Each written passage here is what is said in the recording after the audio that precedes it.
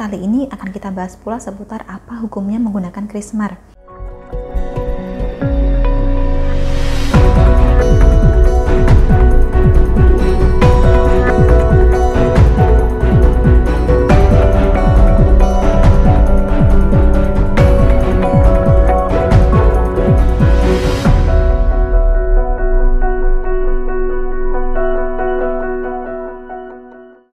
Salam Rahayu, kembali lagi dengan saya Dewi Sundari. Apa kabar Anda hari ini?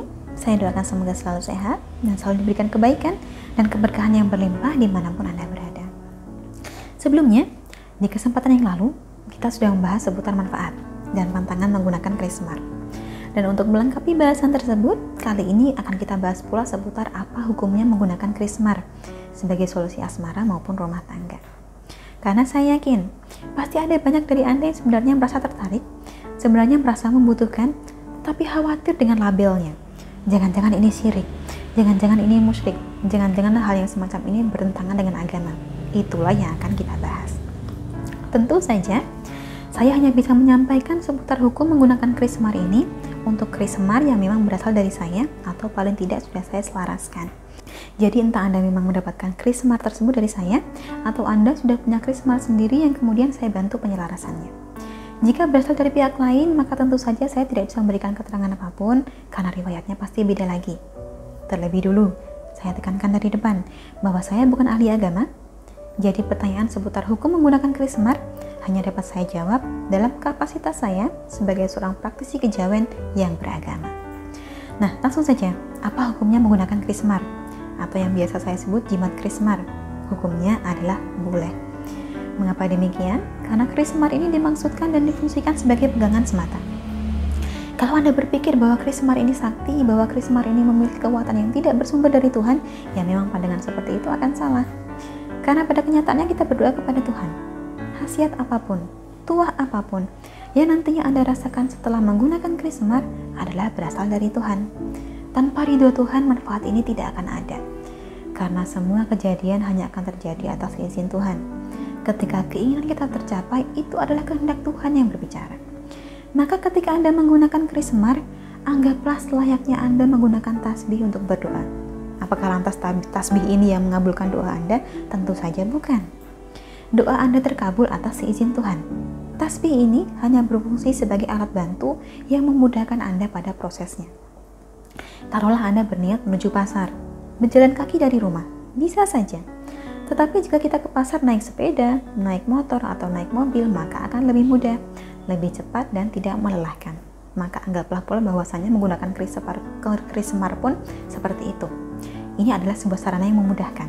Bukan lantas sarana ini yang mengabulkan keinginan Anda, sama sekali bukan. Demikian halnya ketika kita sakit, kita meminum obat. Kita tahu bahwa adalah Tuhan yang menyembuhkan kita. Adalah Tuhan yang mengangkat penyakit kita. Obat yang kita minum ini adalah perantara, adalah sarananya, adalah jalannya.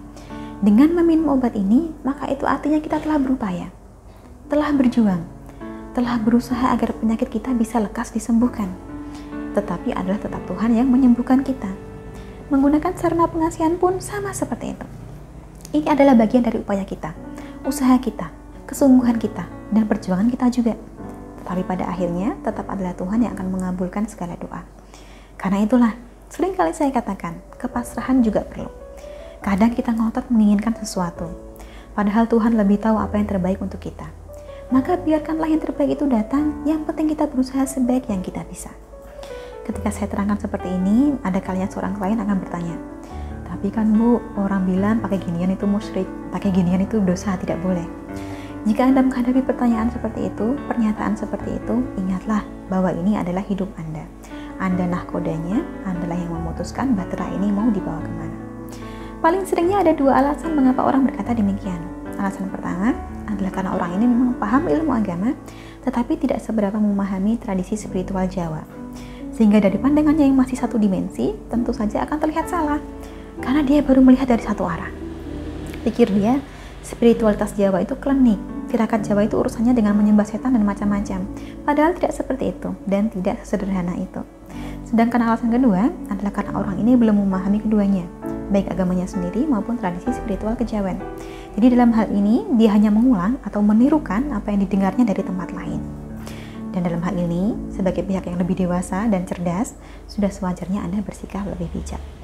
Kurang lebihnya seperti itulah yang dapat saya sampaikan seputar hukum menggunakan keris semar sebagai sarana pengasihan, sebagai solusi asmara maupun rumah tangga. Bagi Anda yang tertarik untuk menggunakan keris semar sebagai sarana, bila mana ada hajat pengasihan yang ingin dicapai, silakan hubungi nomor yang tertera di layar. Jimat keris semar ini tentunya akan dibantu diselaraskan dulu sesuai nama dan tanggal lahir Anda, serta keinginan atau keperluan Anda seperti apa. Semoga cukup menjelaskan, semoga bisa memberikan sedikit pencerahan, dan terima kasih banyak bagi Anda yang telah menyaksikan. Sampai jumpa di kesempatan berikutnya, dan salam rahayu.